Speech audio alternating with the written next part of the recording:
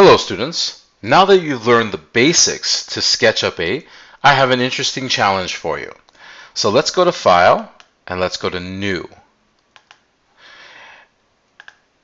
It may ask you, do you want to share your previous model? And just click on the button that says Maybe Later. Okay, so I'm going to introduce you to drawing some real-life objects according to their dimensions, okay? But I'm going to keep it secret right now of what these objects are. Okay, so let's zoom in a little bit towards the girl's feet, just a little bit, and let's click on the rectangle tool. Okay, so what I want you to do is I want you to start the rectangle again along the red line near the girl's feet, not super near, but fairly in that neighborhood. Okay, so this is very important that you listen to these instructions. You're going to click once on your mouse button, but you're not going to hold the mouse button down. So right now I've clicked once to activate this action, to start the action, and then my finger is not on the mouse button, and now I can create as big a rectangle as I want. Okay, now the whole time that I'm moving this mouse, I do not have my finger on the mouse button. You'll notice how the inside of that shape is clear, okay? It's not filled in. Okay, so once you've got that kind of principle in mind, that technique in mind, where you're not holding the mouse button, I can put in any dimension that I want.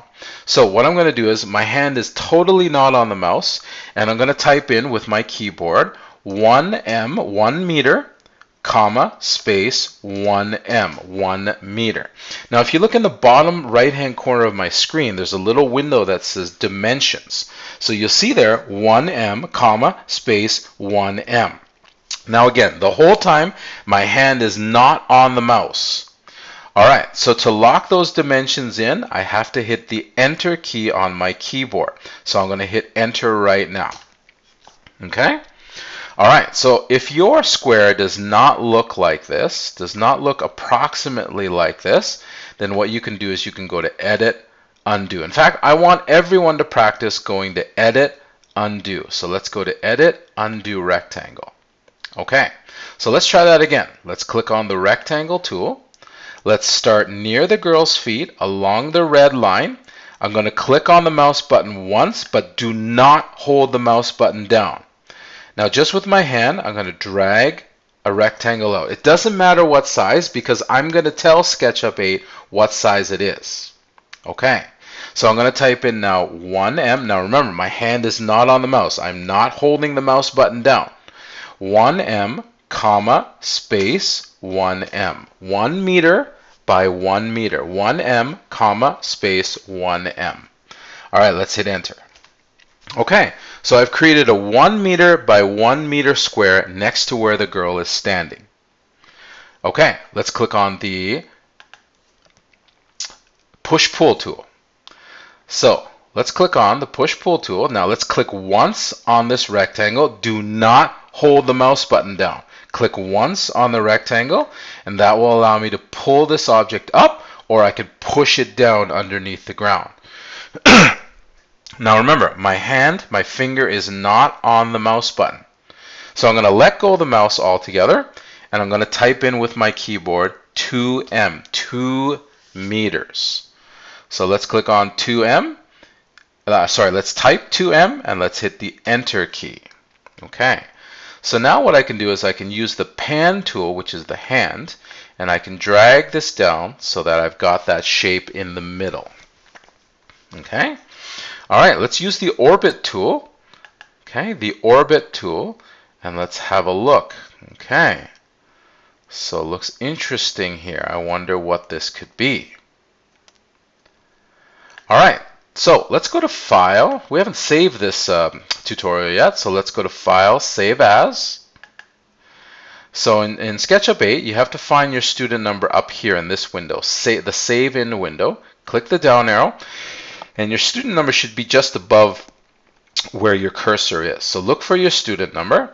Okay, because I'm recording from home, I have to save it in Documents, but you're going to have your student number here. And then here, under File Name, next to File Name, you're going to type in Challenge 1B. Challenge 1B. And then click Save. Okay. So I'm going to use my Orbit tool, and I'm going to look at this shape directly on. Okay, I don't want to see any of the top, so I want to look at it directly facing forward. All right, let's use the arc tool, which is this tool right here. Okay, it looks like a half circle. So I'm going to click on the arc tool, and what I'm going to do is I'm going to start in this top left-hand corner of that front face. It'll say endpoint. I'm going to click once. I'm not going to hold the mouse button. Okay, I'm going to trace along this line. Remember, my finger is not on the mouse button. When I get to this corner, it'll say endpoint again. I'm going to click the mouse button a second time. Do not hold the mouse button and drag your mouse up. And you should be able to create a fairly low arc or a high arc, depending on how you like it. So wherever you want to set the height, you're going to click a third time. Okay? And that will lock it in. So I'm going to go through those steps again. I'm going to go to Edit, Undo. All right, so I've clicked on the Create Arc tool. In the top left-hand corner where it says Endpoint, I'm going to click once, but I'm not going to hold the mouse button. I'm going to drag my pencil along that top edge to get to the other corner. It'll be green and it'll say Endpoint, and I'm going to click a second time without holding the mouse button down. I'm going to click, and then I'm going to pull my mouse or push my mouse up to create the desired height of that arc of the circle. Where you want that height to be, you're going to click a third time. Okay. All right, let's orbit around just so that we're looking at it from an angle here. All right, so I want this arc to fill in all the way across. So I'm going to click on the Push-Pull tool. I'm going to click once on the arc here. Do not hold the mouse button down, and I'm going to drag my mouse. Now, I know that this box is 1 meter deep, so I can type in 1M and hit Enter. 1M and hit Enter. And it should push it all the way back. And what I want to do is I want to use my Orbit tool, and I want to confirm that I've got a nice clean edge here. It didn't overlap, it didn't go too far, and it went all the way to that edge. Okay. All right. So, do you have an idea of what this could be? All right. So let's click on the 3D text tool. I have a feeling I can guess what some of you are saying. Okay. All right. So the 3D text tool. Oh, sorry. You may not have this toolbar here. So let's click on View. I think this is what your screen looks like here. So let's go to View, Toolbars, and let's choose Large Tool Set. Okay, Large Tool Set. All right, so now we've got all of these additional tools down the left-hand side. So let's click on the 3D text tool. It looks like an A at kind of like a block A at kind of an angle here. So let's click on that 3D text tool, and then in the Enter Text window, you're going to type in telephone. Okay, so what I'm going to do is I'm going to use the font called Arial Narrow, and I'm going to keep it bold here. So now we've got to guess about what the height of those letters should be. So I'm just going to randomly choose 5 cm, 5 cm, no spaces. And then in the next window below where it says extruded, I want you to make sure that it says 0. It doesn't matter the units, mine is in meters, but it doesn't matter the units as long as it's 0. So now I'm going to click the place button, and I'm going to have a look at how that looks along the top edge of my telephone. All right, it looks a little small, doesn't it? So where I want it to go, see, it's attached to the cursor right now. So where I want to place it, I click on my mouse, and then that will lock its position. But it's too small. So it's highlighted in blue. I'm going to hit the delete key. Now, if it's not highlighted in blue, you can click on this tool, the arrow tool, and you can click on those letters, and then you can hit the delete key on your keyboard. Okay, let's go through those steps again. So this is all about the problem solving. So let's click on, oops, sorry, didn't mean to zoom in there. Let's get it back into position. All right, let's click on the 3D text tool. Let's type in telephone again. And remember, 5 centimeters was too small. So for the height, now again, this is the problem solving, is that 5 centimeters was too small, so what would you like to try? So I'm going to try 10 cm. Again, extruded is 0. Let's click place. Ah, that looks a lot better, doesn't it? So where I want it to be, I want to click. That will lock its position into place. Okay? So now, just to show you in terms of scale, I've created a box that now represents a telephone. So I can deselect, I can click on the selection arrow tool and click anywhere on the ground. That's to deselect. I don't want this to be highlighted in blue. So deselect means that we unhighlight that. Okay, there it is. Okay, so let's draw something else in comparison. Let's use the zoom tool and let's zoom right in towards the girl's feet.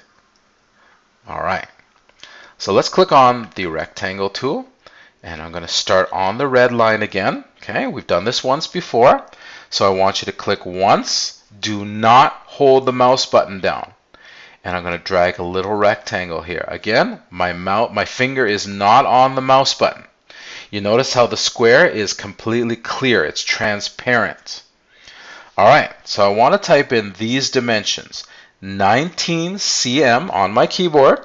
19 cm, cm stands for centimeters, comma, space, 14 cm. So if you look in the bottom right hand corner of my video, of my screen, you'll see the dimensions there. 19 cm, comma, space, 14 cm. 19 cm, comma, space, 14 cm. When you've typed that in, again, you don't have to rush. Then hit the Enter key on your keyboard to lock in those dimensions. So you'll see now that it is a very small rectangle compared to the first rectangle we created. Okay? Now if you want to see it in comparison, let's zoom out and you'll see how small that rectangle is. Okay? All right, I'm going to zoom back in. Let's click on the Push-Pull tool. Let's click once on the rectangle. Do not hold the mouse button down. Click once on the rectangle and start pulling upwards. Again, my finger is not on the mouse button. All right, so now I'm going to enter a dimension here. So let's enter with our keyboard 6 cm. 6 cm, and then hit Enter. Okay, so you see here, it looks like a little brick or something. So what could this be? All right, so let's rotate around so that we can position it this way. Kind of looks like a cereal box, doesn't it? Okay. All right, let's click on the 3D text tool. All right, so what can this be? All right, so let's type in Harry and then hit Enter. Potter.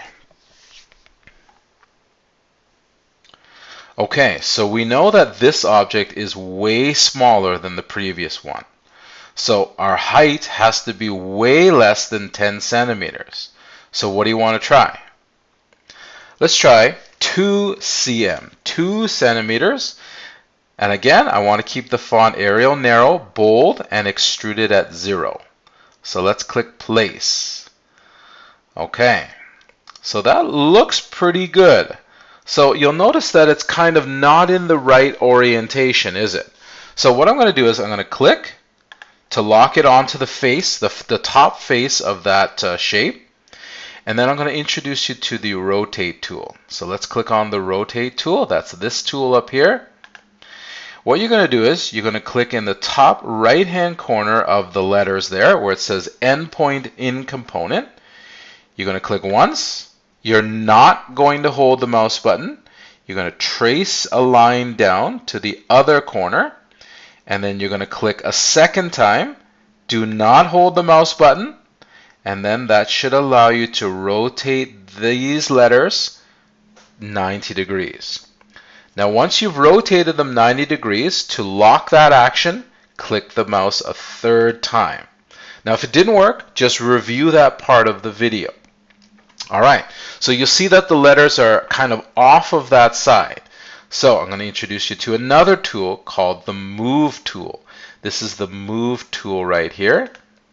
So we're going to click on that. We're going to click once on this component. Do not hold the mouse button. Drag it into position. And then where you want it, let's click.